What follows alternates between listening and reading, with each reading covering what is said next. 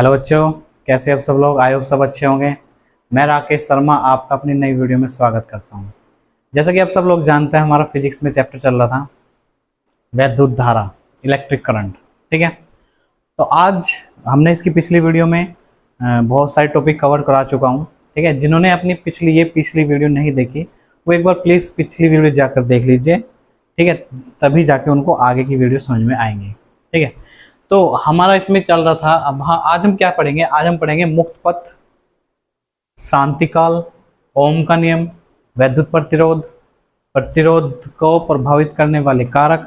ठीक है, और अगर टाइम मिलेगा तो वैद्युत चालकता भी पढ़ेंगे थोड़ी। ठीक है, तो सबसे पहले हम पढ़ते हैं बच्चों, मुक्त पथ क्या होता है। What is the free path. ठीक है, मुक्त पथ क्या कहते हैं? तो मुक्त पथ देखो क्या होगा, जब हमारा इलेक्ट्रॉन आपस में, किसी चालक के अंदर इलेक्ट्रॉन आपस में टकराएंगे। ठीक है, तो वो क्या होता है, मुक्त पथ क्या होता है? जब इलेक्ट्रॉन चलकर आपस में टकराते हैं, कुछ दूरी तय करते हैं।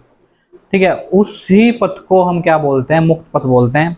तो मुक्त पथ में किन्हीं दो क्रमागत टकरों के बीच तय की गई दूरी, दो क्रमागत टकरों के बीच तय की गई दूरी क्या होगी? मुक्त पथ कहते हैं। उसको ही हम क्या कहते हैं बच्चों? मुक्त पथ कहते हैं, फ्री पाथ कहते हैं, मुक्त पथ। ठीक है बच्चों, तो क्या होगा? क्या होगा भाई? मुक्त मुक्त इलेक्ट्रॉनों के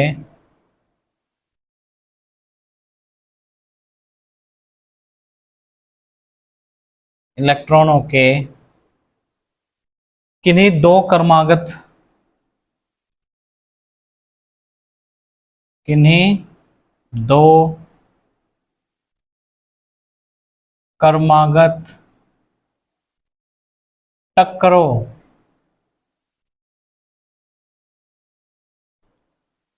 टकरों के बीच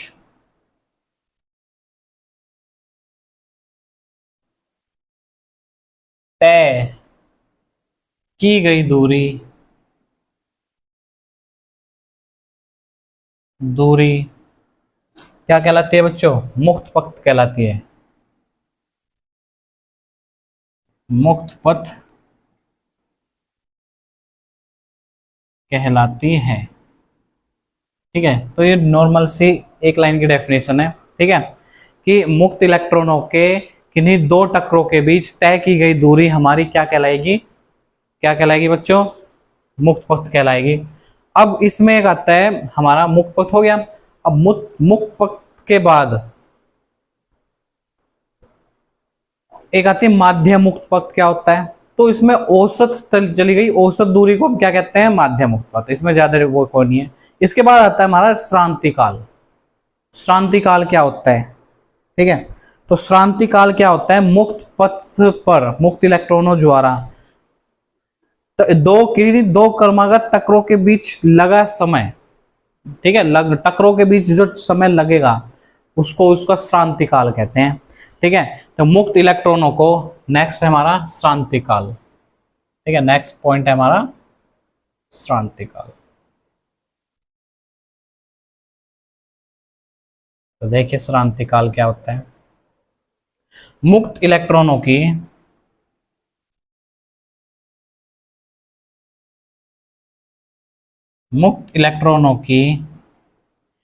किन्हीं या दो क्रमागत टकरों, किन्हीं दो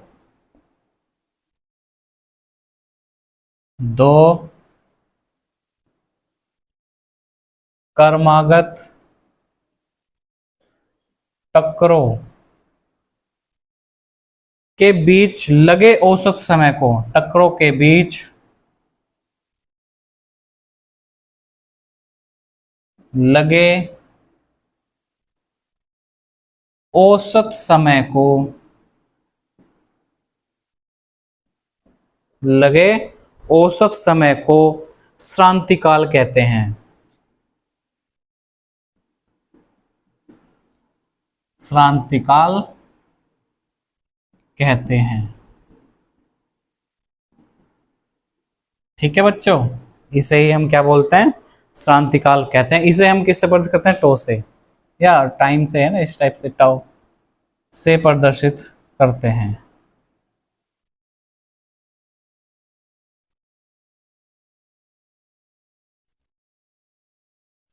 ठीक है बच्चों, और इसका जो मान होगा, इसका मान जो होगा आपका, वो क्या होगा, 10⁻⁻14 सेकेंड की कोटि का होता है। 10⁻⁻40 सेकेंड की कोटि का होता है। किन्हीं दो इलेक्ट्रॉनों के बीच टक्कर में जो समय लगता है ना, वो कितना होता है, 10⁻⁻14 सेकेंड के आसपास का होता है। ठीक है बच्चों, तो ये होता है आपका हमारा श्रांति काल। ठीक है, अच्छा है टॉपिक ये हमारा। अब ये तो हो गया आपका मुक्त पथ, ये हो गया आपका श्रांति काल। ठीक है, अब इसके बाद हम अगले टॉपिक पे चलेंगे। अगला टॉपिक है हमारा ओम का नियम। क्या है बच्चों, ओम का नियम। चलिए आप इसको यहाँ से यहाँ तक नोट कर लीजिए, ओम का नियम अगली स्लाइड पे चलाएंगे, इसको आप नोट करके स्क्रीनशॉट ले लीजिए। ठीक है, चलिए बच्चों अब हम आगे चलते हैं।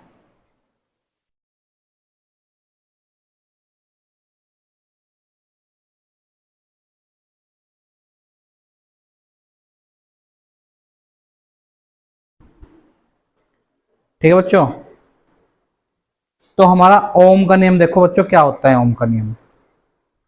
ओम का नियम इंपॉर्टेंट नियम है बोर्ड की परीक्षा से। ठीक है, उसके बेस पे क्वेश्चन या उसकी डेफिनेशन या उसकी डेरिवेशन आ सकती है। ठीक है, तो ओम का नियम क्या होता है, देखिए ओम का नियम क्या होता है, चालकों के सिरों के बीच, कोई भी हम चालक ले लेंगे इस टाइप से। ठीक है, चालकों के सिरों के बीच उत्पन्न वैद्युत विभवांतर, इसके जो सिरों के बीच जो हमारा वैद्युत विभवांतर उत्पन्न होगा, चालकों में बहने वाली धारा, जो इसमें हमारी करंट फ्लो हो रही है, चालक में बहने वाली धारा के अनुक्रमानुपाती होता है। जो इसमें जो विभवांतर है, यहाँ पर जो V बह रहा है, इसमें जो करंट बह रही है I, वो एक दूसरे के क्या होगा, अनुक्रमानुपाती होता है। यही हमारा ओम का नियम होता है। तो नेक्स्ट हेडिंग जो है आपका ओम का नियम।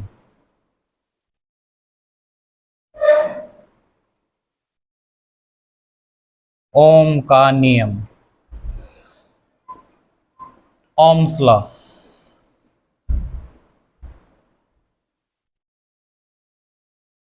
ठीक है बच्चों, तो देखिए ओम्स लॉ क्या होता है आपका। ठीक है, तो चालक के सिरों के बीच उत्पन्न वैद्युत विभवांतर, चालक के सिरों के बीच उत्पन्न विभवांतर, चालक के सिरों के बीच उत्पन्न विभवांतर, चालक में बहने वाली धारा I के, चालक में बहने वाली धारा I के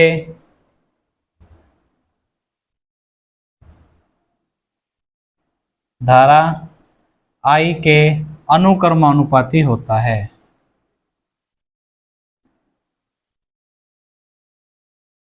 अनुक्रमानुपाती, ठीक है, होता है। ठीक है बच्चों, अतः V बराबर, अतः V अनुक्रमानुपाती I, कैपिटल I, V अनुक्रमानुपाती कैपिटल I, यानी कि जो विभवांतर है इसे अनुक्रमानुपाती हटा के सॉरी, अनुक्रमानुपाती हटा के बराबर का साइन लगाने पर एक कांस्टेंट जोड़ देते हैं, जिसे R बोलते हैं। ठीक है, जिसे हम क्या बोलते हैं, R। जहां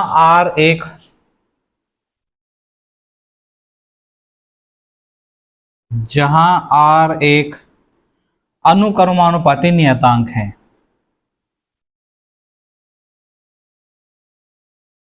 अनुक्रमानुपाती नियतांक है।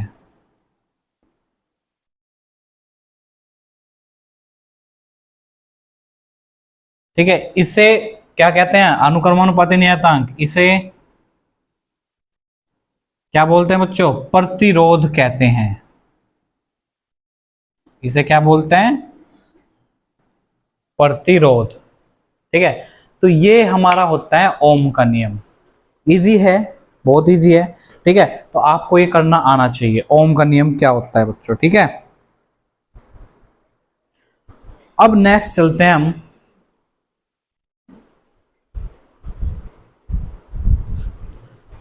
अगले टॉपिक पर।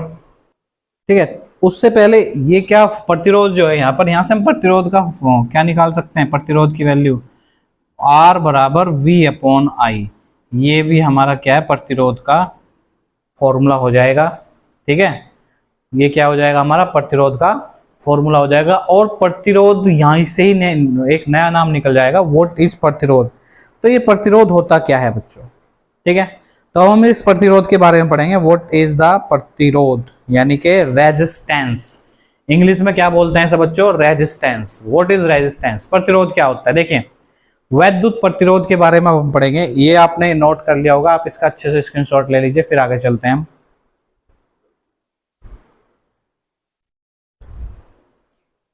नेक्स्ट है आपका वैद्युत प्रतिरोध।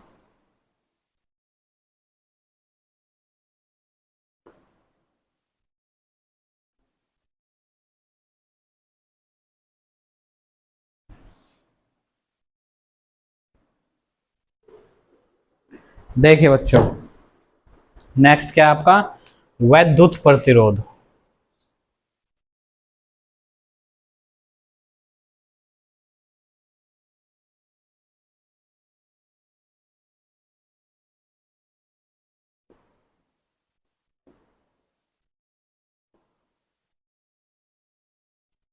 इलेक्ट्रिक रेजिस्टेंस, इलेक्ट्रिक रेजिस्टेंस, वैद्युत प्रतिरोध क्या होता है, किसे कहते हैं। देखिए, वैद्युत प्रतिरोध क्या होगा, ये क्या होता है, एक किसी भी वस्तु का एक गुण होता है। ये क्या होता है, किसी भी वस्तु का एक गुण होता है। और गुण क्या होती है, जैसे उसमें इलेक्ट्रिक करंट फ्लो होती है, उसका वो अपोज करता है, उसे क्या करता है, वो उसका प्रतिरोध करता है, जिसे ही उसे क्या बोलते हैं, विरोध करता है, इसलिए उसे हम क्या बोलते हैं, प्रतिरोध बोल देते हैं। इसे ही उसे हम क्या बोल देते हैं, प्रतिरोध बोल देते हैं। तो वस्तु का वह गुण जो विद्युत धारा को प्रभावित होने का विरोध करता है, वस्तु का वह गुण जो विद्युत धारा के प्रवाहित, विद्युत धारा के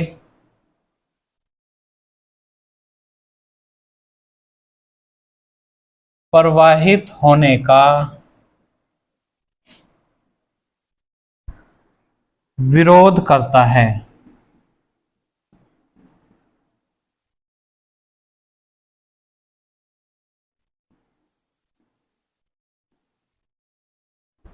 विरोध करता है, वैद्युत प्रतिरोध, उसे क्या कहते हैं, उसे उसे ही हम क्या कहते हैं, उसका वैद्युत प्रतिरोध कहते हैं।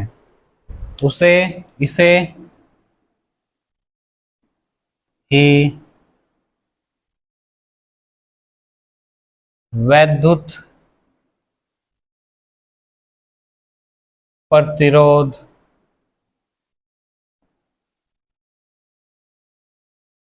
कहते हैं। इसे ही हम क्या कहते हैं बच्चों, वैद्युत प्रतिरोध कहते हैं। इसे कैपिटल आर से डिनोट करते हैं, इसे आर से प्रदर्शित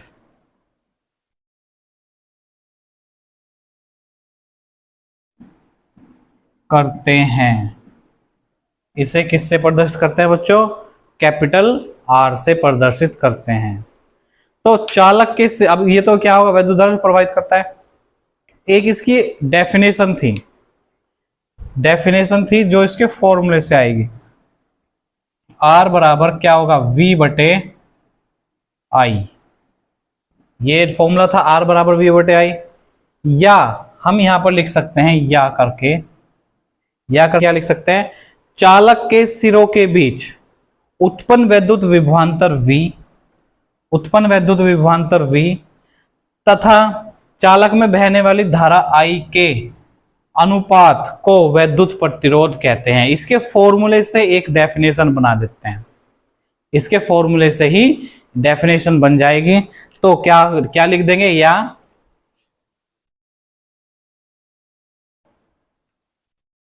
चालक के सिरों के बीच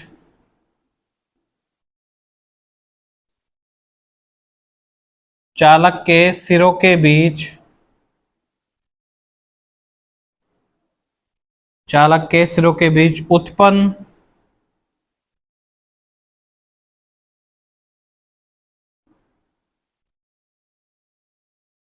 उत्पन्न वैद्युत विभवांतर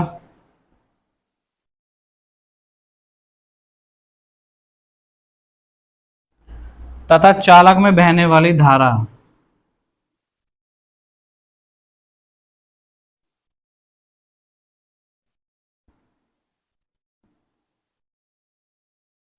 बहने वाली धारा के अनुपात को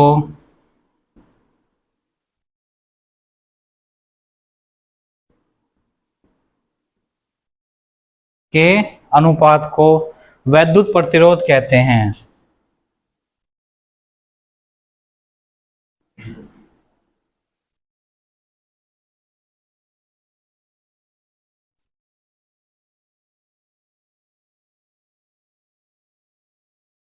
वैद्युत प्रतिरोध कहते हैं। तो ये वैद्युत प्रतिरोध की डेफिनेशन हो जाती है बच्चों। ये क्या हो जाती है, वैद्युत प्रतिरोध की डेफिनेशन, इलेक्ट्रिक रेजिस्टेंस की डेफिनेशन। क्या करता है ये, करता है आपका, क्या करता है बच्चों, इलेक्ट्रिक करंट के फ्लो होने का अपोज करता है। ठीक है, वैद्युत धारा का बहने में विरोध करता है, इसलिए इसे प्रतिरोध कहते हैं। इसलिए इसे क्या कहते हैं, प्रतिरोध कहते हैं। अब इसका देखो मात्रक क्या होता है।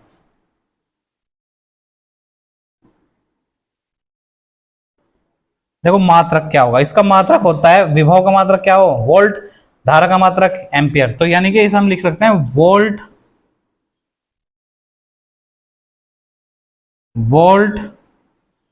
पर एम्पियर। वोल्ट पर एम्पियर। और सबसे ज्यादा यूज होने वाला मात्रक क्या होता है इसका, ओम।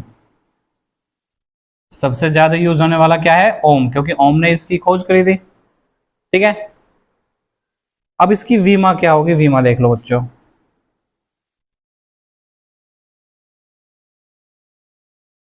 ठीक है, इसकी वीमा क्या होगी, देखो वोल्ट का जो हमारा विभव है, विभव की वीमा क्या होती है, एम एल की 2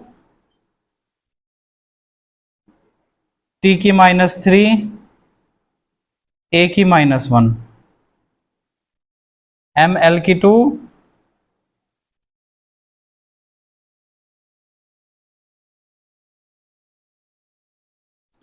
एम एल की 2 टी की -3 ए की -1। ये तो किसकी होगी भाई, वोल्ट की। और धारा की क्या होगी, ए। तो ए ऊपर जाके ए की पावर -2 हो जाएगी। तो इसकी वीमा क्या हो जाएगी, ओम के नियम की यानी प्रतिरोध की, एम एल की 2 टी की -3 और ए की -2। ठीक है बच्चों, तो इस तरह से ये क्या हो जाएगी, इसकी वीमा का फॉर्मूला हो जाएगा। इस तरह से क्या हो जाएगी इसकी बच्चों, वीमा हो जाएगी। इस तरह से क्या हो जाएगी, इसकी वीमा हो जाएगी। तो ये होगा हमारा वैद्युत प्रतिरोध। ठीक है, वैद्युत प्रतिरोध। तो आप इसको अच्छे से रिवाइज करो और इसका स्क्रीनशॉट ले लीजिए। ठीक है बच्चों, आगे चलते हैं। अब इसमें क्या होगा, ये तो वैद्युत प्रतिरोध चलाते हैं। अब इसमें ओम आ गया, इसकी डेफिनेशन। अगर हम एक ओम की डेफिनेशन पूछने लगे तो क्या होगा, डेफिनेशन ऑफ 1 ओम।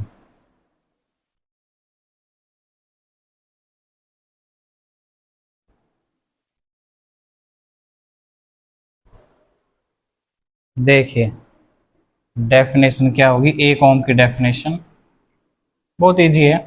जो इसका फॉर्मूला होगा, क्या फॉर्मूला है, देखो 1 ओम, 1 ओम क्या होगा, डेफिनेशन इसकी हम जानते हैं, आर बराबर क्या फॉर्मूला होता है, वी अपॉन आई, ये फॉर्मूला होता है आर बराबर वी अपॉन आई। अब इसमें इफ V बराबर 1 वोल्ट, V बराबर 1 वोल्ट, I बराबर 1 एम्पियर, देन R बराबर क्या होगा, V अपॉन आई में वैल्यू रखेंगे 1/1 बराबर 1 ओम, क्या आ जाएगी 1 ओम, क्या आ जाएगा बच्चों 1 ओम हो जाएगा। तो इसके फॉर्मूले से ही इसकी डेफिनेशन बना सकते हैं। यदि किसी चालक में 1 एम्पियर की धारा और विभव कितना लग रहा है, 1 एम्पियर की धारा बह रही है और 1 वोल्ट विभवांतर लगा हुआ है, तो उसमें प्रतिरोध क्या होगा, उसका 1 ओम प्रतिरोध होगा।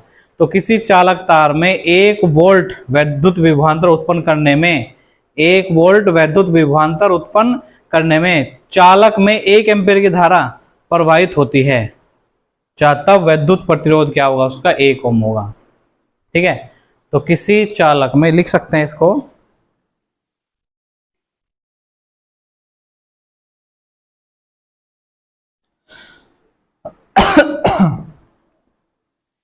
एक वोल्ट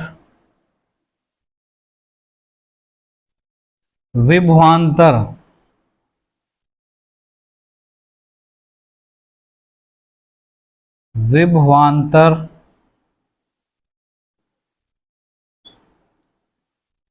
उत्पन्न करने में 1 एम्पियर की धारा प्रवाहित होती है, तब उसका प्रतिरोध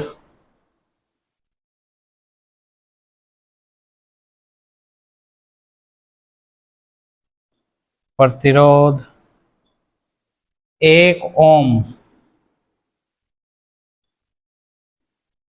होता है। तो उसका प्रतिरोध कितना हो जाता है बच्चों, 1 ओम हो जाता है। तो ये 1 ओम की डेफिनेशन होती है। ठीक है, चलो इसका स्क्रीनशॉट ले लो। ठीक है बच्चों, चलिए अब हम अगले टॉपिक पे चलते हैं। अब अगला टॉपिक है बच्चों, वैद्युत प्रतिरोध को प्रभावित करने वाले कारक। वैद्युत प्रतिरोध को प्रभावित करने वाले कारक, देखो बहुत सारे कारक होते हैं। ठीक है, मोस्टली देखो प्रतिरोध, वैद्युत पर क्या डेफिनेशन लिखते हैं, वैद्युत प्रतिरोध को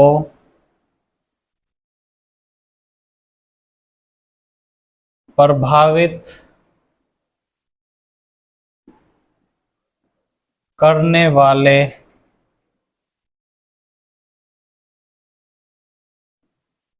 कारक, वैद्युत प्रतिरोध को प्रभावित करने वाले कारक, सबसे पहला है लंबाई।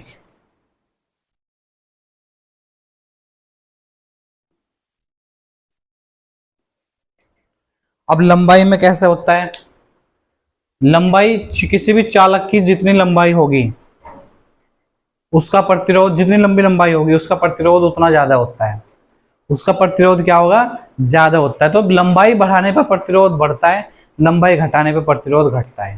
ठीक है, तो परमाणु जो प्रतिरोध है वो क्या हो जाएगा, परमाणु अनुक्रमानुपाती हो जाएगा एल के। प्रतिरोध क्या हो जाएगा, अनुक्रमानुपाती हो जाएगा एल के, यानी वैद्युत प्रतिरोध चालक की लंबाई के अनुक्रमानुपाती होता है। प्रतिरोध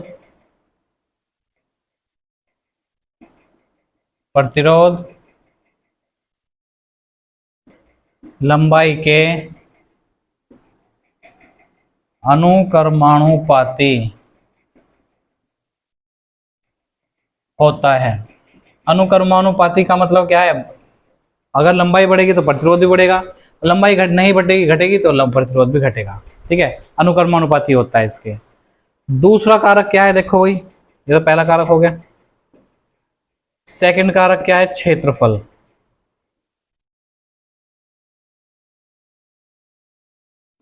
अब क्षेत्रफल में देखो क्या है, वैद्युत प्रतिरोध जो होगा वो क्या होगा, क्षेत्रफल के व्युत्क्रमानुपाती होगा। क्षेत्रफल के क्या होगा, व्युत्क्रमानुपाती। तो प्रतिरोध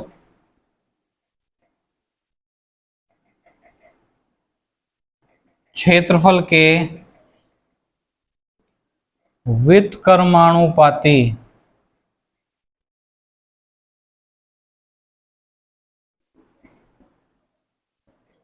व्युत्क्रमानुपाती होता है। यानी कि क्षेत्रफल, उसका एरिया, एरिया बढ़ा दें तो प्रतिरोध क्या हो जाएगा, कम हो जाएगा। अगर एरिया कम कर दें तो प्रतिरोध क्या हो जाएगा, ज्यादा हो जाएगा। ठीक है, और ये क्या होगा, प्रतिरोध को प्रभावित करेगा। ठीक है, फिर है एन, थर्ड है हमारा,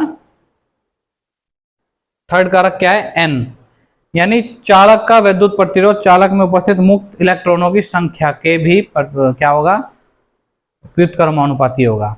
यानी कि एन संख्या, इलेक्ट्रॉनों की संख्या, इलेक्ट्रॉनों की संख्या एन, यानी कि इसमें क्या होगा, जो प्रतिरोध है वो व्युत्क्रमानुपाती होगा 1/n के।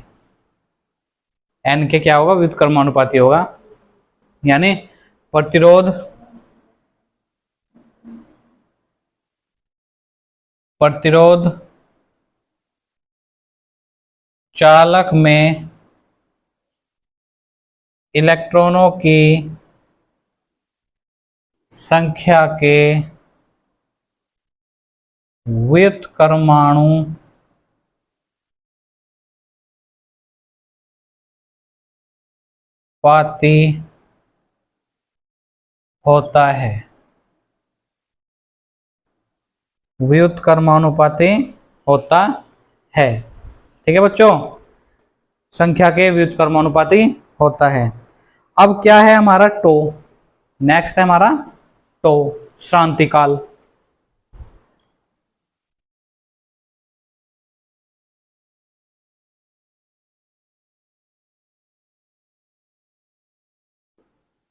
अब श्रांति काल से कैसे होता है हमारा, श्रांति काल से क्या होगा, इससे भी क्या होगा, ये अनुक्रमानुपाती होता है, व्युत्क्रमानुपाती 1/2 टाइम जो होता है श्रांति काल होता है। ठीक है, तो प्रतिरोध श्रांति काल के व्युत्क्रमानुपाती होता है।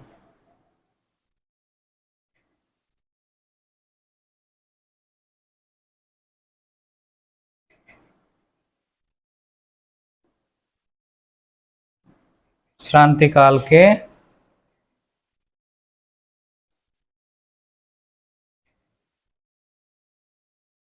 व्युत्क्रमानुपाती होता है। ठीक है, तो ये हो गया श्रांति काल के भी हो गया। ठीक है, तो अगर हम इन पॉइंटों को अगर हम मिला दें एक साथ, तो जब हम इनको पॉइंटों को मिला देंगे एक साथ तो हमारा एक फॉर्मूला हो जाएगा।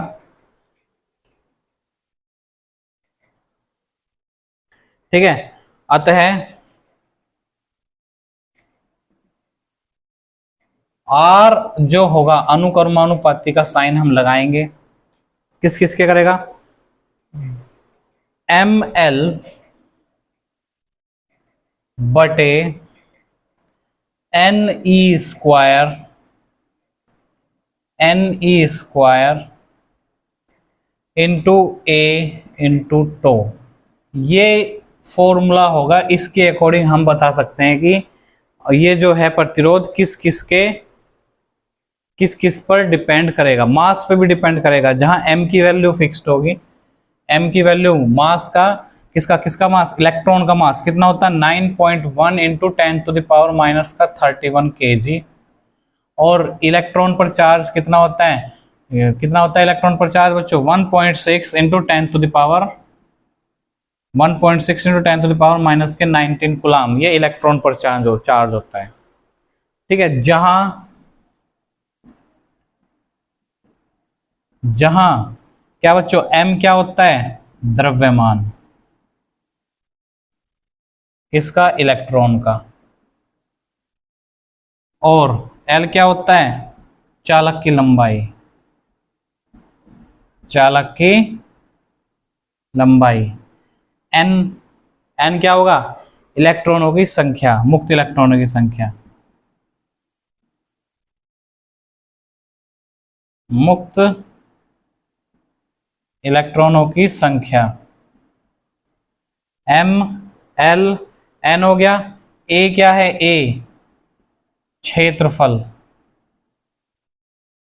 चालक का क्षेत्रफल, a के बाद e क्या है, इलेक्ट्रॉन का आवेश, इलेक्ट्रॉन पर चार्ज, ठीक है, और टो क्या है, श्रांति काल,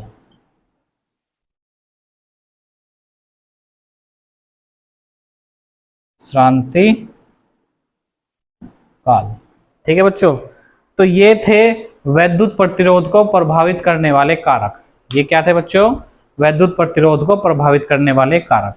आप इसको नोट करिए, ठीक है, फिर हम आगे चलते हैं। ठीक है बच्चों, आई होप आपको आज का पढ़ाया हुआ समझ में आया होगा। ठीक है, आज की वीडियो में इधर ही रखते हैं, वैद्युत चालकता हम अगली वीडियो में पढ़ाएंगे। ठीक है बच्चों, तब तक के लिए bye bye, take care, have a nice day.